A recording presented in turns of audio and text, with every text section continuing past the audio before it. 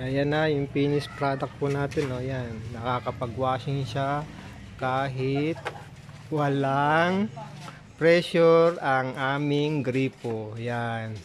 So, yan ang sekreto ay ituturo ko sa inyo kung paano makapag-washing gamit ang automatic washing machine nang walang pressure ang tubig. Yan. Kahit walang tulo ang gripo, makakapag automatic washing machine ka. Yan. So, gusto na, magsasampay na po siya ng damit. Yan. So, itong aming washing machine ay high-tech at ito ay skeleton lang. Yan. So, yan. Tapos na siya. Yan. Sasampay na po siya. Yan. Yan. Madami pong nilabhan. Ayun, ang mga nilabhan. Yan.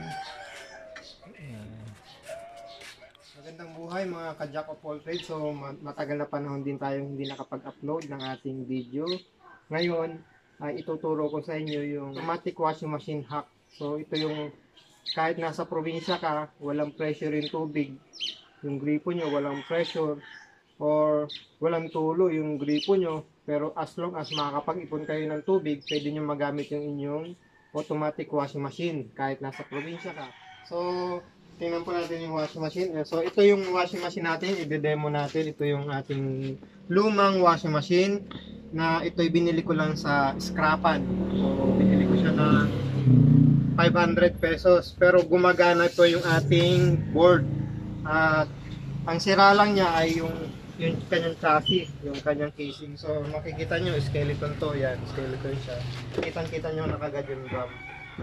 Pero, hindi yan ang ituturo ko sa inyo. Ituturo ko sa inyo ay yung paano natin magamit ito ng walang pressure ang tubig. So, yan. So, ito lang yung aking ginawa dyan. Buksan nyo itong taas na to. Hanapin nyo yung solenoid valve. Yung inlet, water inlet. So, yan. Yung water inlet po ay dito po yan nakalagay yung water inlet. Yan. So, ito tinanggal ko na to na naitapon ko na yung water inlet kasi sira din naman yun. Ngayon, sa halip na yung water inlet ang nakalagay dito, lalagyan nyo po siya ng, tatanggalin nyo yung wire at yung nakasaksak sa water inlet, lalagyan nyo siya ng convenient outlet or outlet, lalagyan nyo ng outlet na ganito. So, yung dalawang wire, ito yung nakatakid sa ating solenoid valve. So, dugsungan nyo lang ng wire papunta dito sa ating outlet na ilalagay. Yan. So, ang purpose po nito, dito natin isasaksak yung ating pump. Yan. Yan, ito naman po ang gagamitin natin, pump. Yan. Ito po yung pump natin na DC po ito, 12 volts, submersible pump. So ito yung nilalagay natin dito sa ating planggana o kaya dun sa drum. Ayun yung drum. So makapuno po kayo ng isang drum, makakapag-washing machine na kayo ng isang cycle. So ito yung kanyang adapter. So ito naman, at itong outlet na itong ating namang extension na to, ito yung gagamitin natin doon. Isasaksak natin to doon sa ating ginawang outlet. Yung ginawa nating outlet na yon. Sa likod ng washing machine. Doon natin to sasaksak. Yan. So itong ginawa natin na ito, dito natin isasaksak yan. Ayun, magsaksak. Yan. Tapos, ilalagay natin. Dito naman sa extension natin ilalagay yung ating pump, yung ating submersible pump. Yan. Ito. So ito may 12 volts, meron siyang 12 volt adapter at saka isasaksak lang natin ito dito sa ating submersible pump. So ito, mabibili natin to sa Shopee o Lazada. Ibibigay ko na lang sa inyo yung link. So ayan, sasaksak natin siya diyan. Pagkatapos ilalagay natin siya dito sa ating source ng tubig. Kung may planggana o kay drum, doon natin ilalagay siya. Ayan. Ilulubog lang natin to.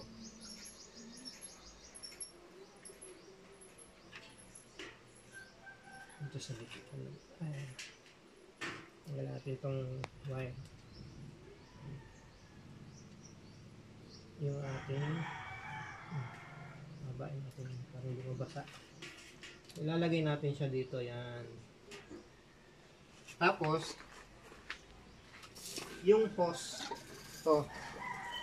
ito yung galing doon sa washing machine papunta dito sa ating pump. So dito yan sa likod ilalagay. Yun. Yung pinagtanggalan natin ng solenoid valve, dito natin ilalagay siya. Yan. Saksak natin yan dito. Yan. I-sure nyo lang na hindi siya magli-leak. Yan. Sure nyo lang. Kaya ito may tali, mayroong alambre. Itinatali ko yan dito sa ibabaw pag nakatakid na. So yan. So tatakid na natin siya. Yan. Pag nakatakid na yan dyan, tinatali ko lang ho yan dyan. Para hindi siya mahugot. Yan. So nakasaksak na yung ating pump extension na may nakalagay na pump. Tapos itong dulo ng isang hose ilalagay natin dito sa pump.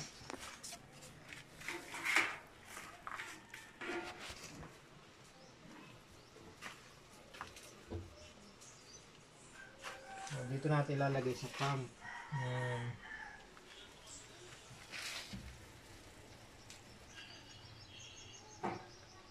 Ayan. Lagay na ko yan dyan. So, ang mangyayari nyan, i-on lang natin yung ating tubig o ating washing machine. So, try na natin siya. Sasaksak na natin siya sa outlet.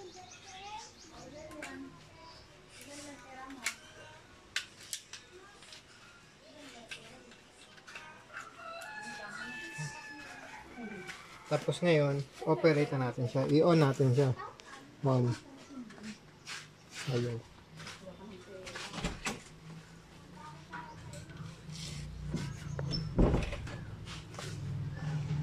Ngayon, i-on natin siya. Yan.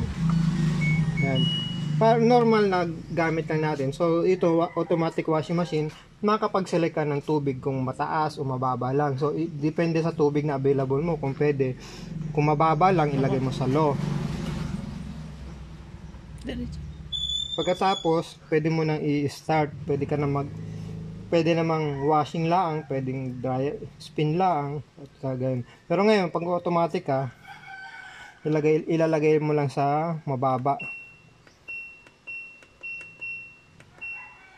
Is-testing natin sa 1. Try lang natin sa 1. Yan. Pero usually ginagamit namin ay 7.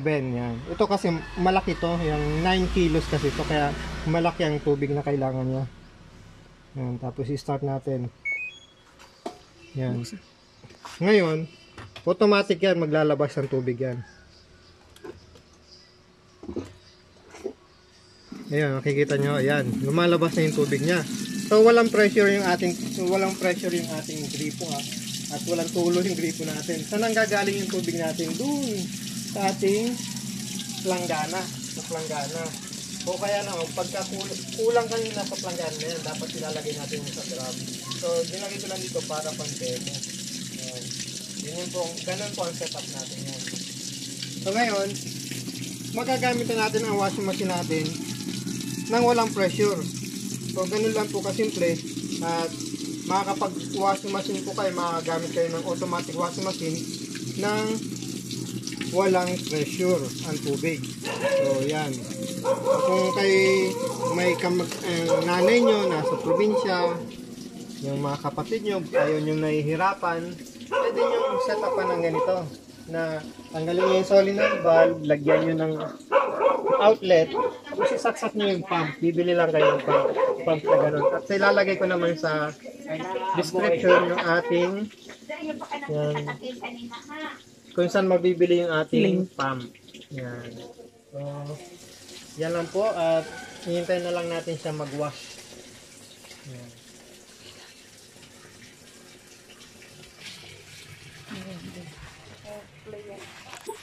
So ayan, nauubos na yung tubig niya kasi yung maliit lang yung ating ginamit na planggana lang. Pero dapat yan nandito yan sa drum. Sa drum natin ilalagay yan. So kung maliit lang naman yung automatic washing machine nyo, advice ko, liitan nyo lang automatic washing machine nyo para mas maunti lang ang yung kailangan niyang tubig. So ayan, nauubos na yung tubig niya. Na-transfer na niya doon sa ating washing machine. Yan.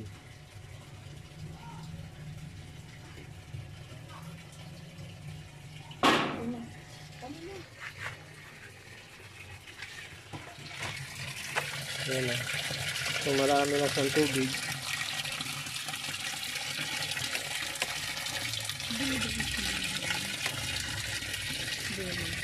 Dire-diretso naman yan hanggang 1. So dire-diretso naman po yan hanggang sa matapos na yan. Basta may tubig lang yung inyong yung inyong drum. So yun lang po. Maraming salamat.